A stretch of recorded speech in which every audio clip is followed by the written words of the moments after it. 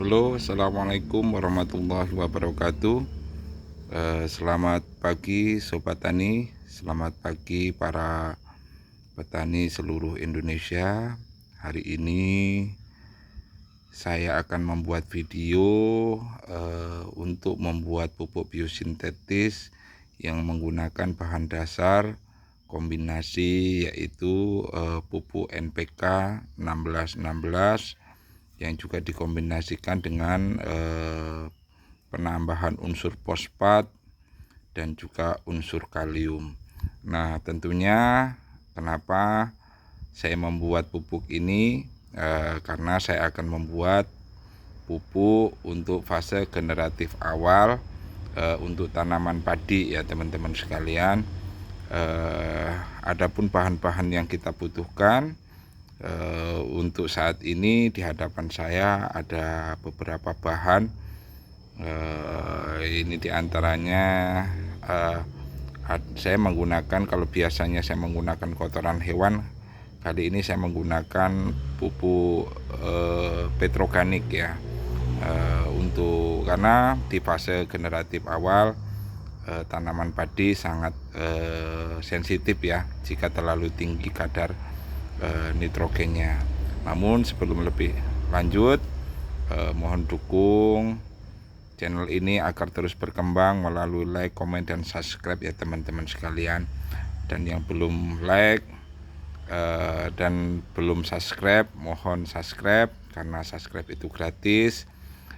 Dan mudah-mudahan teman-teman yang sudah like dan subscribe selalu diberikan kesehatan dan kelancaran rezeki. Oke, kita lanjutkan. Ini di hadapan saya saat ini, kalau biasanya saya enggak pakai humus. Nah, tapi kali ini saya akan menggunakan humus. Nah, tentunya teman-teman penasaran humus apa sih yang saya gunakan hari ini. Saya hari ini menambahkan humus bambu ya teman-teman sekalian.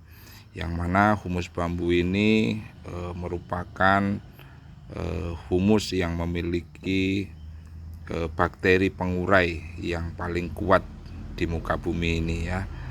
Teman-teman sekalian pasti tahu, kalau pernah lihat daun bambu itu paling susah dibusukkan.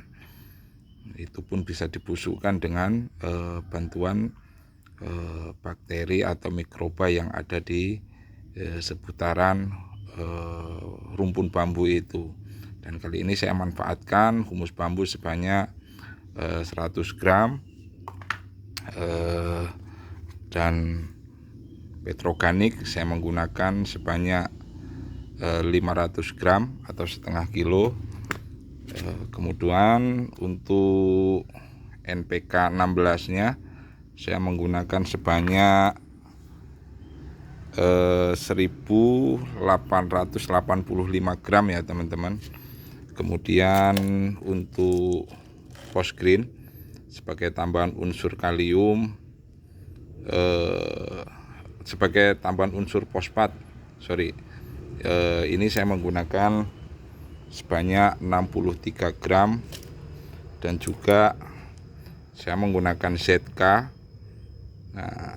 juga sebanyak 63 gram sebagai tambahan unsur kaliumnya. Kemudian saya menggunakan pupuk mikro majemuk sebanyak 40 gram ya teman-teman sekalian.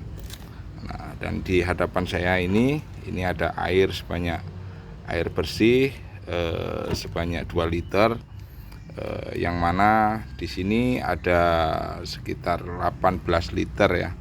18 liter itu adalah limbah dapur yang kemarin sempat kita buat, yang teman-teman bisa lihat video sebelumnya, untuk pengolahan pemanfaatan limbah dapur dari air kelapa dan air cucian beras. Nah, ini kita lihat kondisinya setelah 3 hari.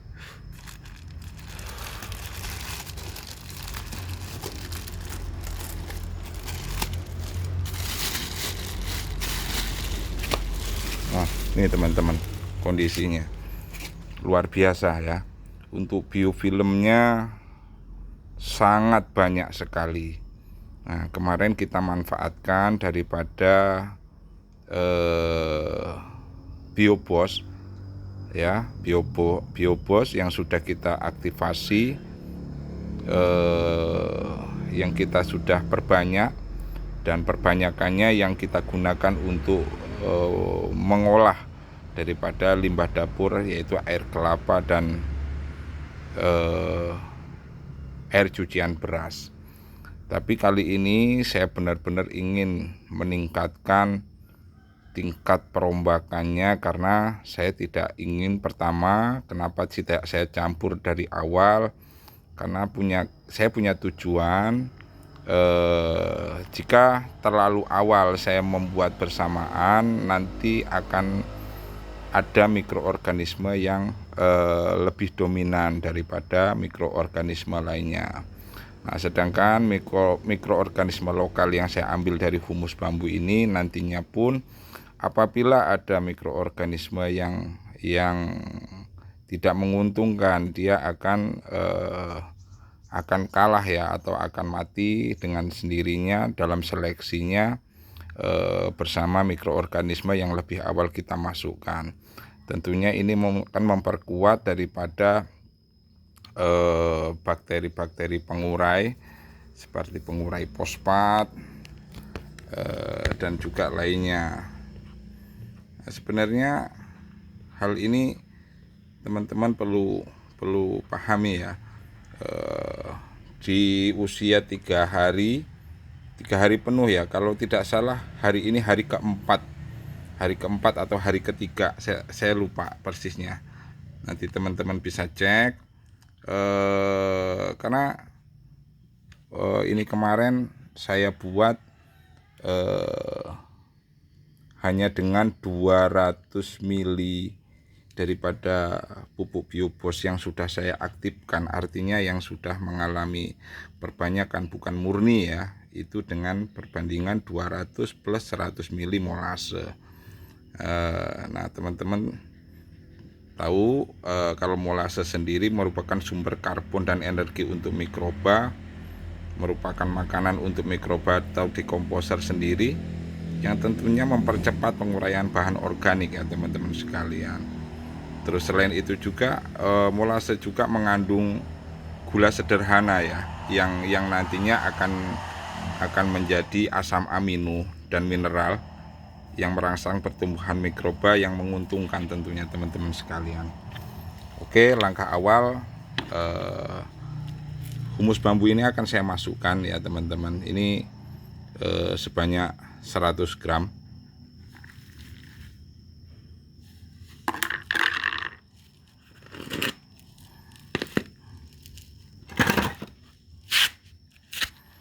Kemudian saya akan masukkan kembali petroganik.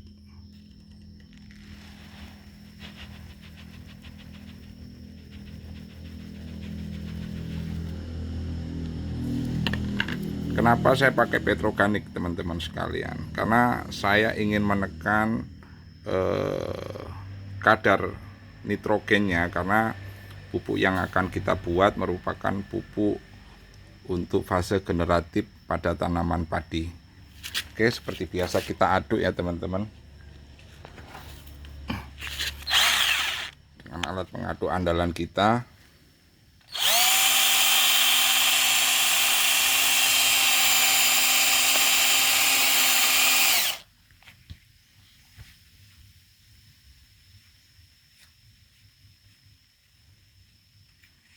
Teman-teman perlu ketahui ya, untuk petroganik merupakan pupuk organik granul ya, produk daripada petrokimia yang fungsinya sendiri juga memperbaiki struktur tanah,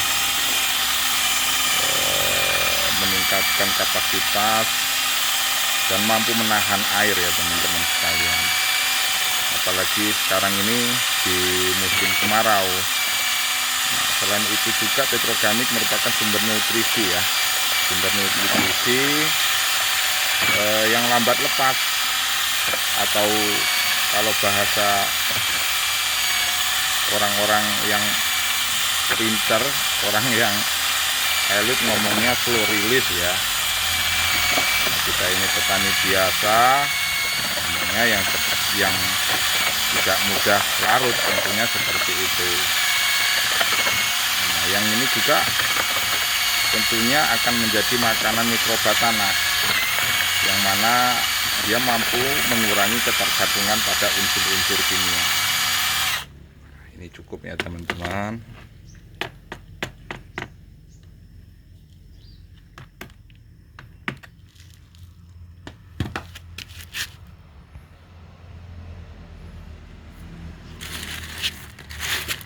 Jika sudah, ini kita tutup ya teman-teman.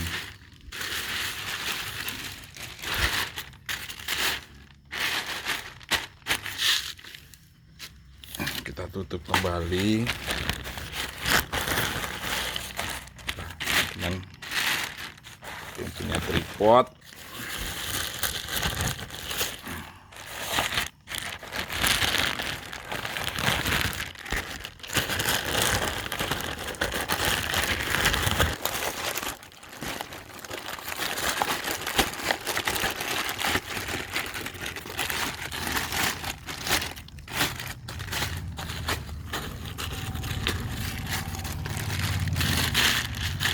Ini nantinya akan tetap teman-teman harus wajib diaduk ya teman-teman. Itu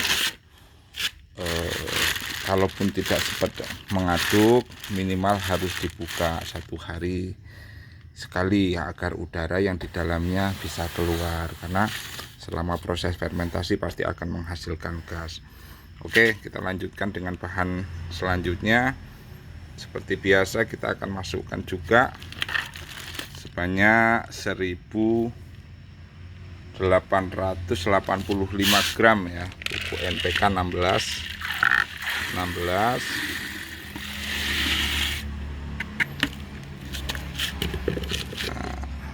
NPK 16 sendiri yang saya gunakan ini ada tambahan kaliumnya ya teman-teman. Ada kandungan kaliumnya sebanyak 2 gram, juga magnesium sebanyak 2 gram. Karena yang saya gunakan itu dari merek biasa teman-teman, merek paling murah, Interflor ya, merek Interflor, yang tentunya kalsium sendiri dan magnesium itu memperkuat dinding sel tanaman ya teman-teman, jika diterapkan pada tanaman padi, dan tentunya akan meningkatkan efisiensi fotosintesis. Nah, ini juga cocok untuk fase pertumbuhan awal padi maupun di fase generatif awal padi. Nah, yang tentunya ini persemaian hingga anakan ini akan menjadi banyak ya teman-teman sekalian. Terus kemudian bahan selanjutnya kita pakai post green ya. Nah, ini post green ini saya menggunakan 63 gram, yang mana di sini merupakan kandungan utamanya yaitu unsur fosfat ya. Nah, dalam hal ini ketersediaan unsur fosfat sendiri penting, yang tentunya dalam post green ini unsur fosfatnya merupakan dalam bentuk organik, yang lebih mudah diserap tanaman ya, bukan seperti fosfat pada umumnya. Oleh sebab itu ini akan membantu perkembangan akar dan pembungaan ya. Tentunya ini akan penting sekali di fase-fase awal generatif pada tanaman padi. Selain itu juga yang perlu teman-teman ketahui, ini ramah lingkungan ya teman-teman, karena kalau melihat dari strukturnya sendiri, fosfornya sendiri tersedia dalam bentuk organik ya, beda dengan yang lainnya. Nah, terus kemudian untuk ZK sendiri memiliki kandungan kalium itu 50%, dan memiliki kandungan sulfur kalau tidak salah 17% ya teman-teman. Jadi ZK ini merupakan kalium sulfat atau K2SO4 ya teman-teman. Sumber K-nya sendiri dan sulfurnya ini tentunya akan meningkatkan ketahanan terhadap stres ya, dan kekeringan serta penyakit, dan meningkatkan kualitas gabah, pengisian gabah itu sendiri. Kita masukkan ya teman-teman.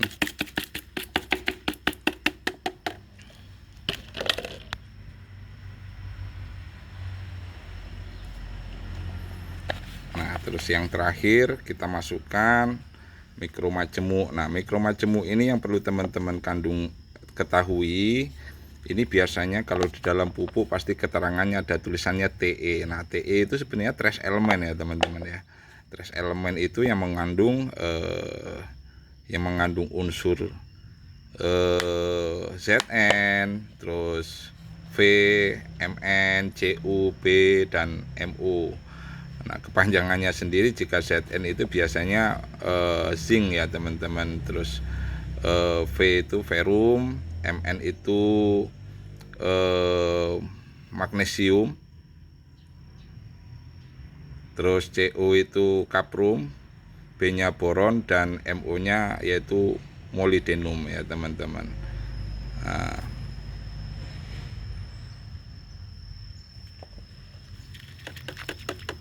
kita masukkan ya teman-teman.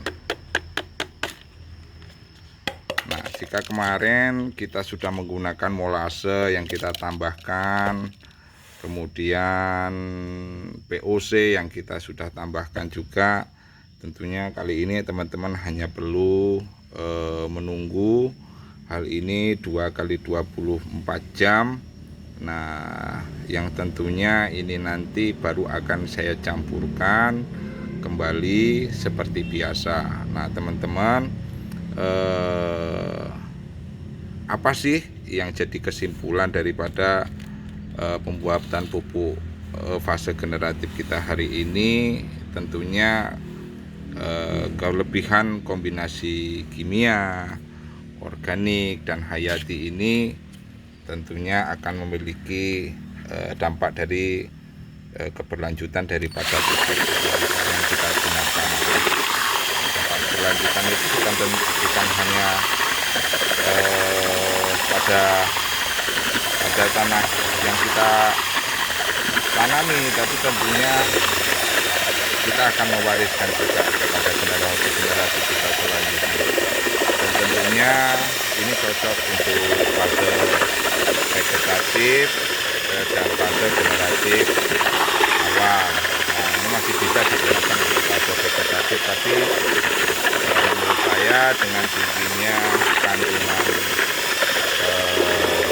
fosfat dan juga kandungan kalium, nah ini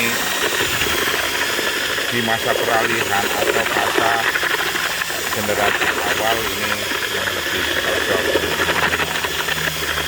Kemudian selain itu pupuk yang kita buat hari ini mengandung unsur hara makro, mikro yang lengkap ya, baik itu makro primer seperti NPK, terus makro sekunder seperti magnesium, kalsium, terus sulfur, terus kemudian trace elemennya sendiri atau mikronya yang lengkap. Nah, kemudian itu tentunya hal ini akan sangat mengurangi defisiensi daripada kekurangan unsur hara ya teman-teman.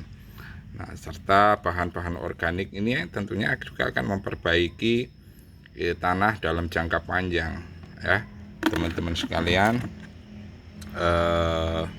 Sementara ini video kita sudah mencapai 19 menit, dan mungkin nanti teman-teman bisa komen-komen di kolom komentar jika ada pertanyaan seputar pembuatan pupuk biosintetis yang saya buat ini. Mudah-mudahan hal ini bermanfaat, karena saya ingin sekali para petani